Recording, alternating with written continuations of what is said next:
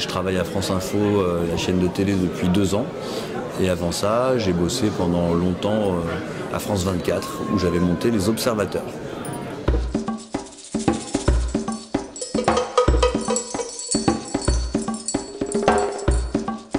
Allez, les fake news, ça n'est pas né avec les réseaux sociaux du tout, hein.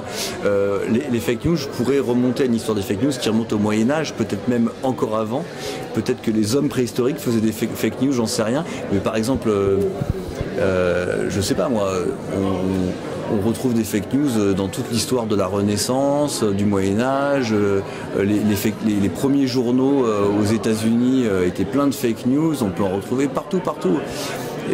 Et puis on arrive jusqu'à l'histoire récente avec cette amplification avec les réseaux sociaux et aussi avec Trump, où c'est arrivé au niveau ultime, où finalement un président se met à relayer des fake news.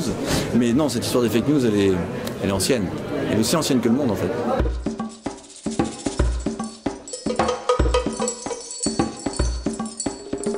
Mais il y a déjà des initiatives qui existent, même au niveau mondial, pour unir tout ce qu'on appelle les fact-checkers. Donc il y a un réseau où en fait c'est des Américains qui ont commencé à lancer ça. On se retrouve chaque année, tous les fact-checkers du monde entier. Il y a des gens d'Italie, d'Amérique du Sud, il y a des gens de France, etc. Les décodeurs, les Libé, ils viennent à ces réunions avec moi. Et on se retrouve tous ensemble et on essaie de réfléchir à des stratégies communes pour lutter contre les fake news. Alors c'est encore balbutiant, on est au début. Je ne peux pas dire qu'on a des projets extrêmement concrets tous ensemble, mais au moins il y a du partage d'expérience, du partage de méthodes. Voilà. Un exemple, c'est moi je présente une émission qui s'appelle l'Instant Détox, qui est une façon de faire du fact-checking un peu différente. J'ai présenté ça dans ces instances un peu internationales et les gens se sont dit tiens, je pourrais le faire en Argentine, je pourrais le faire en Angleterre. On se passe des idées.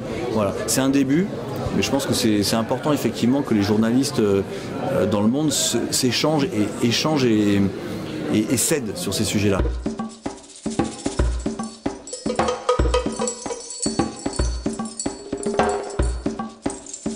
Les modules, en fait, c'est que donc mon patron, quand il m'a embauché, il m'a dit eh ben, tu vas rajeunir l'audience parce que les journaux télévisés de France Télé, ça touche que les personnes de plus de 60 ans. Et du coup, je me suis dit comment je fais ça?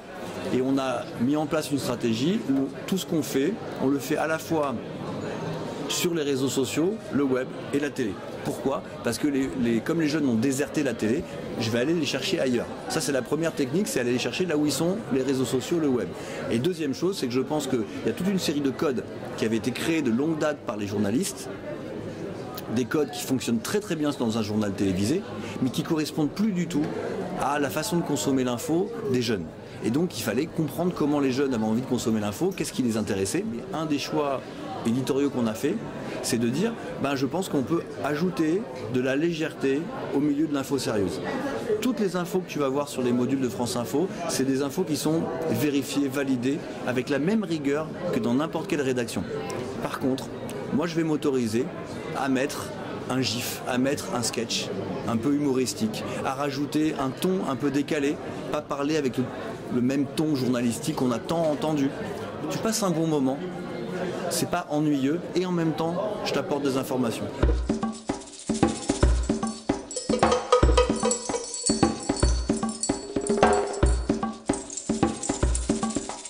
Alors là, moi je travaille dans une chaîne d'information en continu. C'était déjà le cas à France 24.